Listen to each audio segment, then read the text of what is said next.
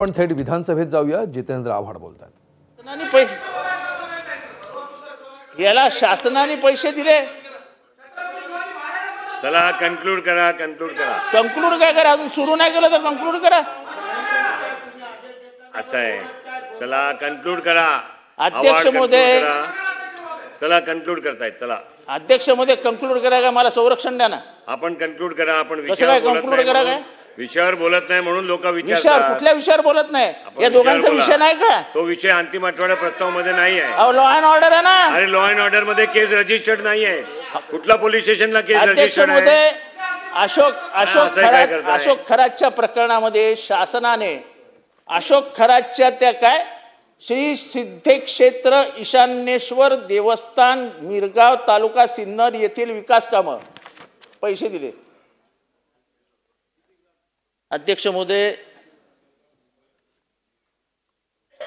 या अशोक खरातला वाचवण्यासाठी अशोक खरातने जो पहिला खून केला तो बाळू तुपे नावाच्या पत्रकाराचा केला. ते साल होतं 2007 साली. नाशिकमध्ये अतिशय शांतपणाने ही सगळी चर्चा चालू होती की असा असा खून झाला, पण तेव्हा कोणी ह्याच्यावर हे घेतलं नाही, गांभीर्याने दखल घेतली नाही. सकाळमध्ये ह्याच्यावर चर्चा झाली. सकाळमध्ये 10 सातत्याने लेख लिहून आले अशोक खरातवरती.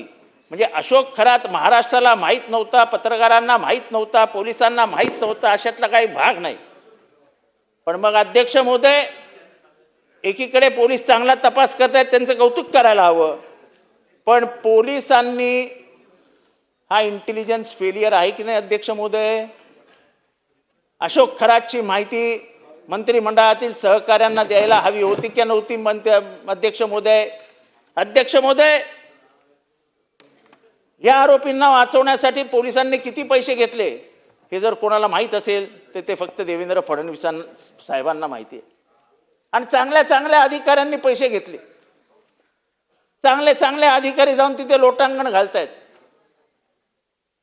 अध्यक्ष महोदय, मी अत्यंत खात्रीशीररित्या सांगतो, आणि जे माननीय मुख्यमंत्री महोदयांनाही माहिती आहे की अशोक खरातच्या माध्यमातून मुख्यमंत्र्यांच्या खुर्चीला देखील सुरुंग लावण्यासाठी काही जण प्रयत्न करत होते. अशोक खरातांकडे गेले होते पूजा घाला, वेळ येईल तेव्हा नाव उघड करू, आणि ही सगळी माहिती 6 महिन्यापूर्वी मुख्यमंत्र्यांना मिळाली होती. बैठका झाला अशोक खरातांबरोबर झाल्या, आणि अशोक खरातांनी सांगितलं आम्हाला थोडे दिवस द्या, मुख्यमंत्री घरी गेलेले असतील. अशा प्रकारच्या नितीन राऊतला द्यायला जर पूजा, एका पक्षाचा अशा प्रकारच्या जादूला जर आपण राजमान्यता देणार असू, सरकारी पैसा देणार असू, तिथे कमानी बांधल्या गेल्या, टाक्या बांधल्या गेल्या सरकारी पैशातनं, एवढा कोण मोठा अशोक खरात? कुठला काळ्या जादूवाला? पण वाईट ह्या गोष्टीचं वाटतं, या तुकारामाच्या महाराष्ट्रामध्ये, ज्ञानेश्वराच्या महाराष्ट्रामध्ये, या शिवरायांच्या महाराष्ट्रामध्ये आपण काळ्या जादूला इतकी मान्यता द्यायला लागलो की राजकारणात काळ्या जादूनी काहीही होऊ शकतं. यानंतर आणखी एका घटनेकडे आपण जाऊया. मुंबईमध्ये